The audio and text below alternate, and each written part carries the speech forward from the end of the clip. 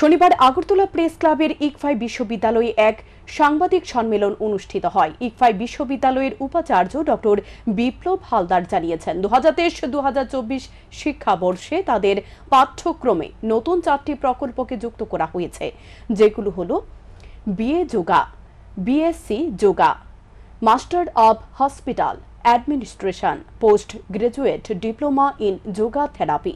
ছাত্রছাত্রীদের উদ্বুদ্ধ করার জন্য মেরিট স্কলারশিপের ব্যবস্থাও করা হয়েছে। ইকফাই বিশ্ববিদ্যালয়ে ব্যাপক উন্নতি ঘটানো হয়েছে পরিকাঠামোগত ক্ষেত্রেও, যেগুলোকে যুক্ত করা হয়েছে অত্যাধুনিকভাবে।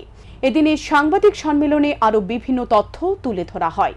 একই সঙ্গে এদিন ইকফাই বিশ্ববিদ্যালয়ের প্রসপেক্টাস এর আবরণ উন্মোচন করা হয়। সমস্ত এডুকেশনের মধ্যে আমাদের স্পেশালিটি হলো যে আমরা হোলিস্টিক এডুকেশন দিই। হোলিস্টিক এডুকেশন বলতে বুঝি যেটা নিউ এডুকেশন পলিসিতে বলে যে সে যদি ইঞ্জিনিয়ারিং পড়ে তার সোশিওলজি, সাইকোলজি, লিবারেল আর্ট পড়া দরকার। কেউ যদি ইংলিশ পড়ে, কেউ যদি সাইকোলজি পড়ে, তারও দরকার কম্পিউটার সায়েন্স পড়া, তারও দরকার ম্যাথমেটিক্স জানা, তারও দরকার ডেটা সায়েন্স জানা। এই টাইপের হোলিস্টিক এডুকেশন দিই। এছাড়া হোলিস্টিক এডুকেশন বলতে এটাও বোঝে যে তাদের মধ্যে সফট স্কিল দেওয়া, লাইফ স্কিল দেওয়া, খেলাধুলো করা, ড্রামা, সিঙ্গিং, মিউজিক,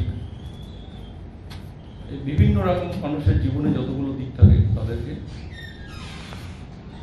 দেওয়া। আমাদের ইউনিভার্সিটিতে এরকম এই টাইপের বিভিন্ন প্রোগ্রামে মিক্স করা হয়, যেটা নিউ এডুকেশন পলিসিতে বলে। কিন্তু আমরা অনেক গর্বের সাথে বলতে পারি যে আমরা এই হোলিস্টিক এডুকেশন আমাদের ইউনিভার্সিটির জবে থেকে শুরু হয়েছে 2004। তখন থেকে আমাদের ইঞ্জিনিয়ারিং এডুকেশনে আমরা ইঞ্জিনিয়ারিং